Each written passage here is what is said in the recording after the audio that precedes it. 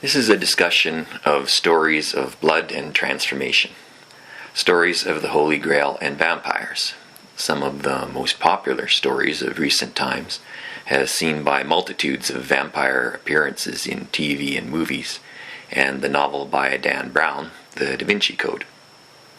Some of these, I think, are coded mythological discussions of some of our deepest, most important, and difficult issues in society today.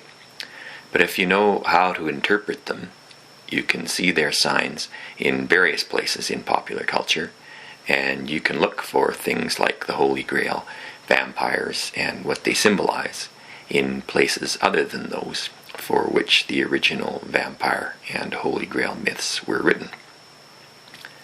The story I'll be discussing is Nosangreal, made by combining the terms Nosferatu for vampire and Sangreal for Holy Grail, royal blood or true blood.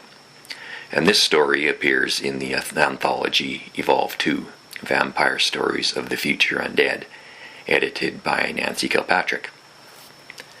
Some of the topics I'll be discussing are ones you can see symbolized on the cover of the novel Twilight by Stephanie Meyer. The cover image is a portion of a scene that also appears in the Twilight movie. Bella, the main character, is looking to gather up her lunch at the school salad bar and drops an apple, unwittingly reenacting the apocryphal story of how Isaac Newton thought of the theory of universal gravitation.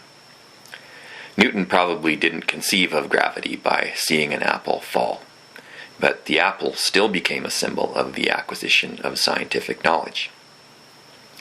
Edward, another main character, catches the apple with his foot before it hits the floor, flips it up into his hands, and holds it out for Bella. Here we have another symbolic representation of the meaning of the apple, which is a general term for any fruit of the earth, and the fruit in particular of the first tree in the Garden of Eden, the tree of the knowledge of good and evil, which becomes associated with carnal knowledge as well.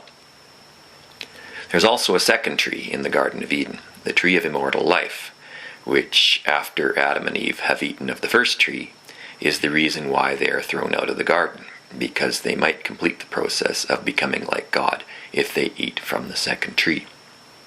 So here we have several meanings of the apple. Simply basic food, something you use to acquire moral, carnal, and scientific knowledge, and something you use to acquire immortality. And these are primarily the things that I think are underneath the surface of my vampire story, and several others. However, there's a reversal of the usual relationship between godhood and food in my story.